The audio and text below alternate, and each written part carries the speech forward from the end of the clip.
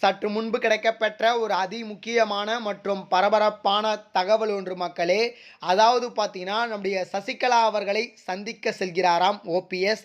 இதை பற்றி தான் இந்த காணொளியில பார்க்க போறோம். திடீர் திருப்பங்கள் ஏற்படுவதற்கான வாய்ப்புகள் இருக்கு. அது மட்டும் இல்லாமல் தினந்தோறும் பார்த்தீங்கன்னா, அரசியல் பல்வேறு மாற்றங்களும், திடீர் திருப்பங்களும், சூடான நிகழ்வுகளும் அரங்கேறிக் கொண்டிருக்கிறது.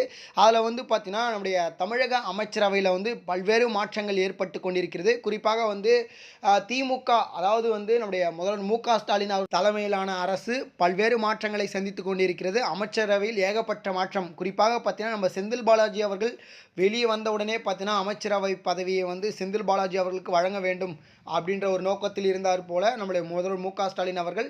அதற்கு ஏற்ற போலவே பார்த்தீங்கன்னா, நம்முடைய செந்தில் பாலாஜி அவர்கள் வெளியே வந்தவுடன் பார்த்தீங்கன்னா, அவருக்கு அமைச்சர் பதவி கொடுக்கப்பட்டது. அது அனைவருக்கும் தெரியும் அப்படின்னு நான் நினைக்கிறேன். அதனால் பார்த்தீங்கன்னா, இந்த வீடியோவை நம்ம ஸ்டார்ட்டாக முடிச்சுக்கலாம்.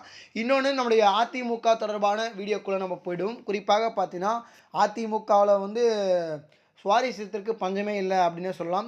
ஒரு பக்கம் பார்த்தீங்கன்னா, நம்முடைய ஓபிஎஸும், இன்னொரு பக்கம் நம்ம இபிஎஸும் தனித்து செயல்பட்டு கொண்டிருந்தாலும், நம்முடைய ஓபிஎஸ் அவருடைய பக்கம் பார்த்தீங்கன்னா, நிறைய விதமான நண்பர்கள் கைகோர்க்க உள்ளார்களாம்.